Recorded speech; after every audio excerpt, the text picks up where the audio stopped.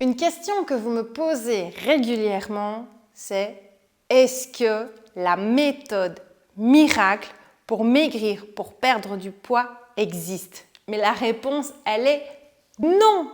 Évidemment que non! D'ailleurs, si quelqu'un l'avait inventé, je peux vous garantir qu'il serait connu dans le monde entier, qu'il serait multimilliardaire et que ça se saurait déjà, d'accord? Donc non, il n'y a pas de méthode miracle. Je suis désolée, vous allez être désespérés, mais non. Par contre, il existe des choses qu'il faut faire pour que ça fonctionne ou pour qu'on ait quand même des résultats. Alors, avoir des résultats, c'est quoi? Avant toute chose, d'abord, si on veut que ça se voit à l'extérieur, il faut que vous le ressentiez à l'intérieur. Je m'explique. Ça veut dire que si vous avez envie que on voit que vous êtes affiné, tonifié ou que vous avez brûlé du gras, la toute première chose que vous devez faire, c'est de décider dans votre tête. Oui, alors vous allez me dire, ouais, c'est ça, c'est quoi? C'est n'importe quoi ce que tu nous dis, Julie. Bien sûr que non. À partir du moment où on a décidé qu'on était bien comme on est, avec le physique qu'on a, on débloque un blocage psychologique. Parce que le blocage psychologique fait partie des premières choses qui empêchent qu'on ait des bons résultats. C'est simple, si on est focus à se peser tout le temps, à regarder tout le temps sa balance, eh bien, on crée un blocage psychologique et ça ne va plus bouger. Même si vous faites tout ce que vous voulez pour y arriver, vous n'y arriverez pas. Donc la toute première chose, c'est vous parler avec bienveillance et vous accepter tel que vous êtes. Et entreprendre de faire du sport ou de faire attention à son alimentation, avant tout dans un objectif de santé et de bien-être. À partir de ce moment-là, quand vous allez avoir décidé, je fais du sport, je fais attention, mais les résultats, s'ils sont là, c'est top, mais je le fais avant tout pour prendre du temps pour moi, pour me sentir bien dans mon corps et dans ma tête et pour être en bonne santé, ça va débloquer la pression psychologique que vous allez mettre sur votre corps. Donc, soyez bienveillant avec vous-même, parlez-vous gentiment, avec bienveillance, acceptez-vous et mettez-vous dans une démarche avant tout positive pour votre bien-être et pour votre santé. C'est primordial. Si vous le faites avec un objectif absolu de maigrir, de perdre X kilos, etc., ça ne marchera pas. Je peux déjà vous le dire. Donc, oubliez cette idée, d'accord? La deuxième chose, vous balancez votre balance. Je l'ai déjà dit, si vous me suivez, etc. On balance la balance. Elle crée un blocage psychologique aussi. On ne se pèse pas plusieurs fois par jour et on ne se pèse pas tous les jours. Non, parce que votre poids peut fluctuer au fil de la journée en fonction de ce que vous avez bu. Par exemple, si vous buvez 2-3 litres d'eau, vous pouvez avoir pris 1 litre et demi d'eau dans votre corps si vous ne les avez pas éliminés. Donc votre poids, vous allez prendre 1,5 kg sur une journée, vous allez être démoralisé, mais c'est normal. Vous venez de le boire, il faut l'éliminer. Pareil, si vous avez beaucoup mangé et que vous n'avez pas été aux toilettes, ça reste dans votre corps ce que vous avez ingurgité. Donc tant que ce n'est pas éliminé, votre balance, elle va vous mettre que vous avez pris du poids, ce qui est logique. Ça, c'est la première chose aussi. Aussi, quand on entreprend du sport et qu'on fait du sport, qu'est-ce qui se passe? On se muscle. Oui, on se muscle, mais le muscle, proportionnellement parlant, j'explique bien, pèse plus lourd que la graisse. D'accord?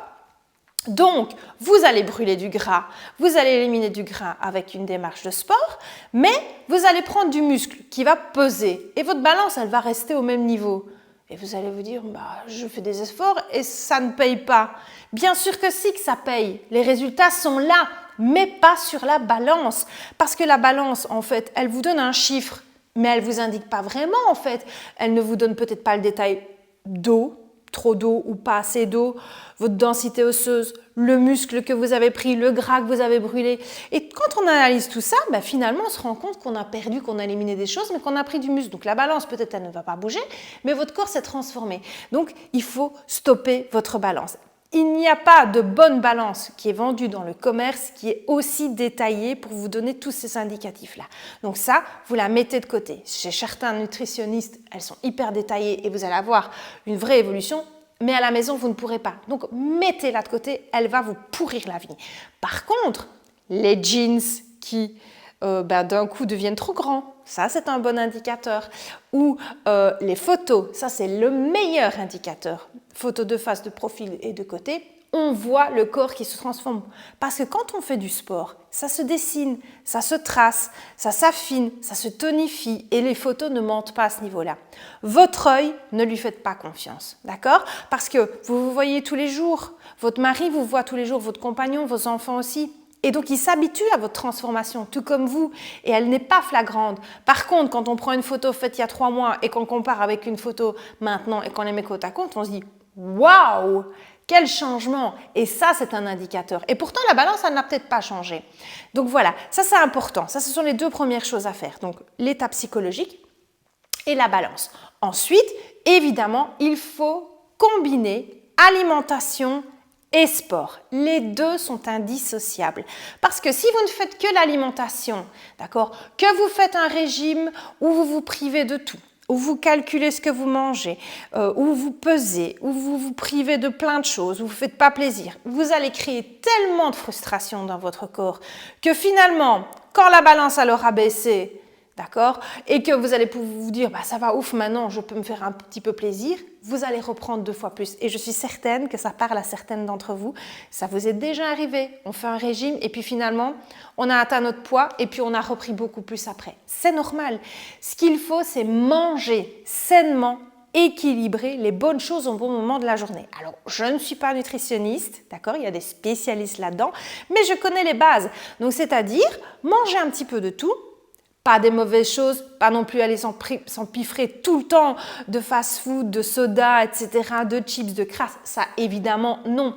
Mais manger des fruits et légumes de saison, manger des choses variées, saines, ça va en quantité normale, pas se remplir non plus et pas se resservir 1000 fois sur la soirée. S'octroyer aussi de temps en temps des bonus, des extras. On fait une fête, on sort avec les amis. On boit un verre, on mange un petit peu plus, on fait un petit craquage, on fait moins attention. Ce n'est pas grave. Si c'est exceptionnel, ce n'est pas grave. Ne venez pas faire ça évidemment tous les jours. Là, évidemment, ça ne marchera pas. Mais mangez sain. Voilà, faites-vous des repas avec des bons gras. N'enlevez pas spécialement toutes les graisses parce qu'il y a des bons gras, des mauvais gras. Il y a des bons sucres, il y a des mauvais sucres.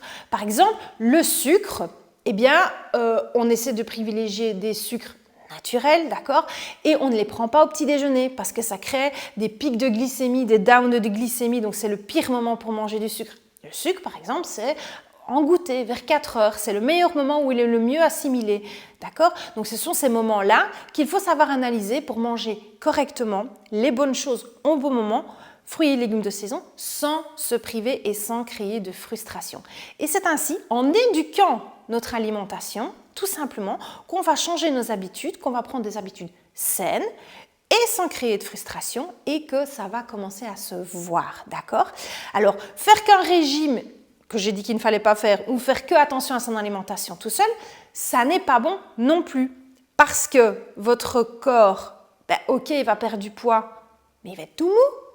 Vous allez être toute molle de partout. Il faut le tonifier, il faut le raffermir, il faut qu'il soit en pleine santé parce que le cœur, il doit fonctionner aussi. C'est pour ça que le sport est indispensable à associer à une alimentation saine et équilibrée pour tonifier, raffermir, brûler du gras, faire travailler la condition physique, etc. Donc les 2 vont ensemble. Tout comme le sport seul n'est pas non plus efficace à 100%. Oui, parce que si vous vous goinfrez de chips, de crasse, de bonbons, de crasse, de soda, de ceci, cela, et que vous vous crevez au sport, ça ne marchera pas. Vous aurez beau faire toutes les heures de sport que vous voulez, ça ne va faire que d'éliminer vos crasses. Mais ça ne va pas engendrer une perte de poids potentielle ou un affinement, etc. Parce qu'on va juste rester au même niveau. Donc si vous mangez mal et que vous faites du sport, on stagne ou on grossit même éventuellement. Donc c'est pour ça que c'est indissociable.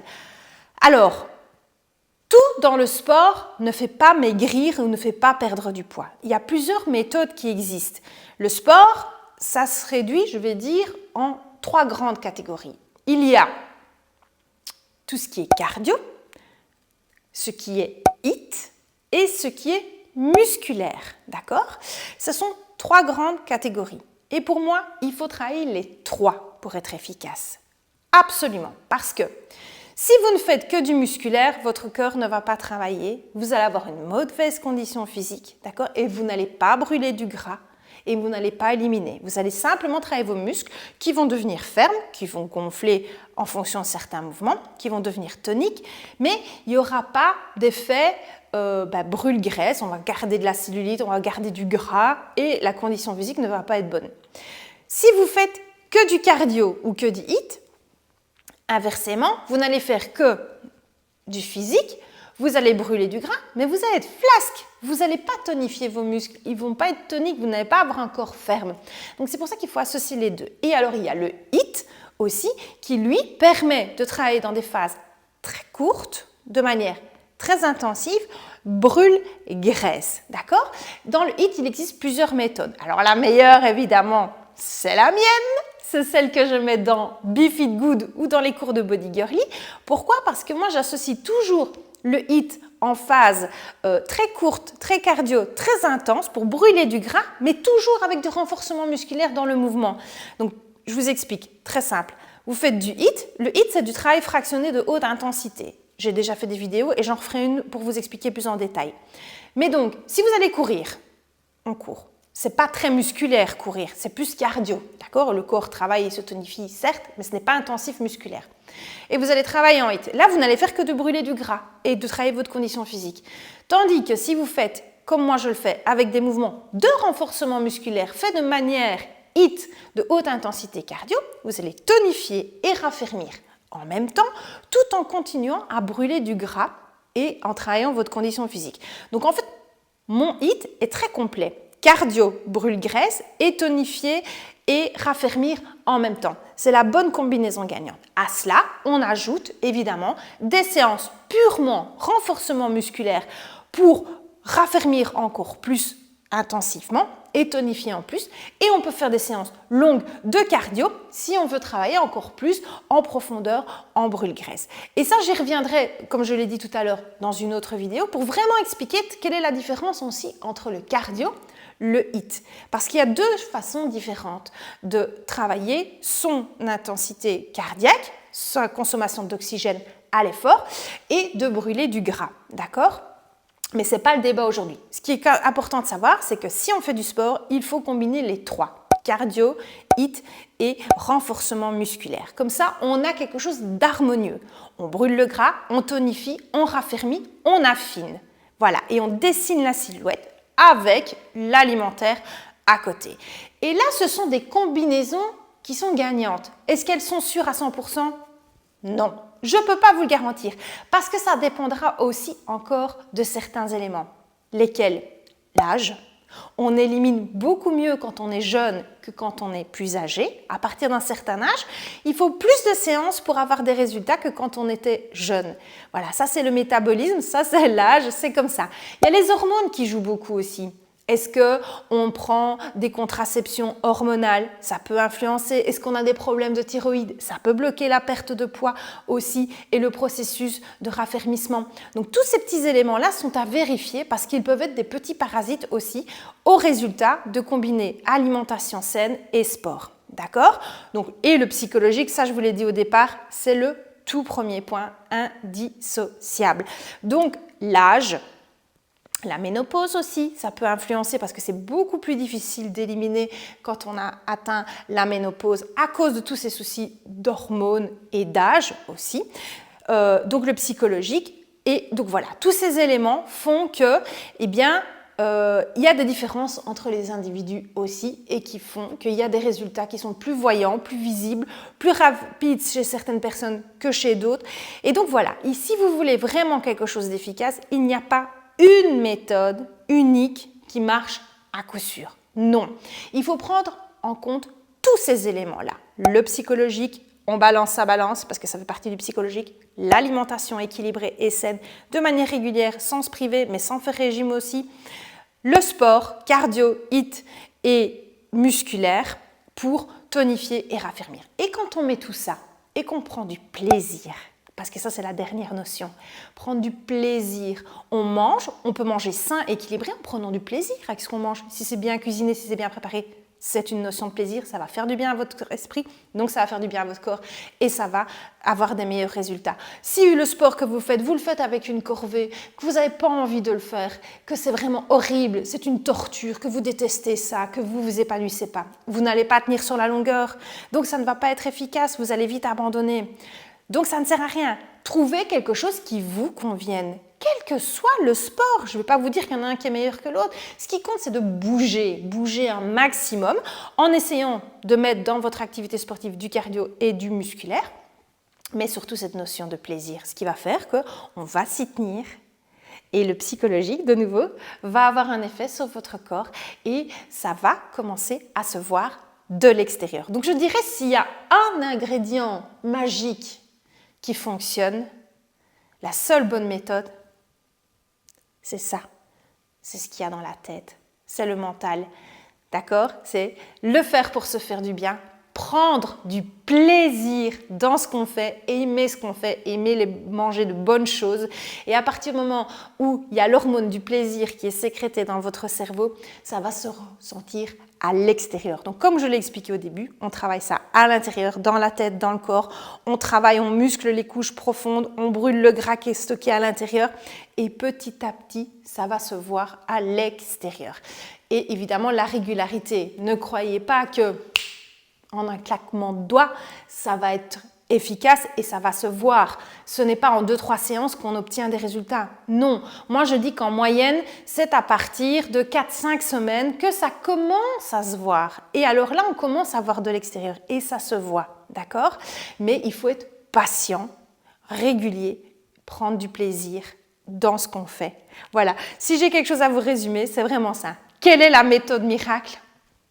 Ce n'est pas une marque, ce n'est pas un concept, ce n'est pas un nom, ce n'est pas une sorte de régime. C'est ce que vous avez là-dedans dans la tête, d'accord? Et c'est la notion de plaisir et de motivation. Faites-le avec le sourire, vous verrez, vous aurez 10 000 fois plus de résultats que si vous le faites comme une corvée. Et la toute petite dernière chose aussi que j'ai envie de vous dire, c'est que si vous avez manqué votre séance, si vous avez fait un excès, ne vous punissez pas. Ne vous punissez pas. Le sport ne doit pas être une punition. On ne fait pas 10 fois plus de séries ou une double série parce qu'on a fait un excès. Non, c'est pas fait pour ça. C'est pas fait pour se punir. Ou on ne se prive pas de manger parce qu'on a fait un excès. Non, on redémarre là où on s'est arrêté et on recommence notre petite routine. Ce n'est pas grave. C'est pas un excès qui va changer les choses. D'accord? C'est pas un moment où on a été malade, où on s'est reposé, où on a raté une séance qui va faire quelque chose sur la suite et qui va faire que tout est foutu. Bien sûr que non. D'accord? Il ne faut pas oublier non plus que vos muscles et votre métabolisme, ils ont une très très bonne mémoire. Ça peut partir très vite, mais ça peut revenir aussi tout aussi vite. Quand on s'est bien entraîné, qu'on a une phase où on n'a rien fait, le cerveau, il garde ça en mémoire et on lui redonne un petit peu ce qu'il aime et il reprend cette notion de plaisir de faire du sport et de manger sainement. Il va vous récompenser tout de suite. Ça va se revoir assez rapidement. Donc voilà, on ne se punit pas quand on fait des excès ou quand on a manqué un entraînement. Ça aussi, c'est indispensable. Donc, comme je vais faire un xème résumé, parce que si vous me suivez, c'est toujours comme ça, eh bien, le psychologique, la tête, c'est essentiel. Essentiel, on ne se punit pas, on prend du plaisir et on aime ce qu'on fait et on décide de se parler avec bienveillance et on le fait dans un objectif de santé et de bien-être et vous verrez, votre corps vous récompensera et vous remerciera. Je crois que c'est la meilleure des conclusions, donc je pense qu'on va terminer là-dessus. J'espère que cette vidéo vous a plu. N'oubliez pas de vous abonner à ma chaîne parce qu'il va y en avoir de plus en plus. Elles vont être de plus en plus régulières, de la liker, de la commenter et de la partager aussi sur vos réseaux sociaux pour que d'autres personnes puissent écouter ce message-là et pour se faire du bien de manière hyper positive. Voilà, je vous embrasse. Bye bye!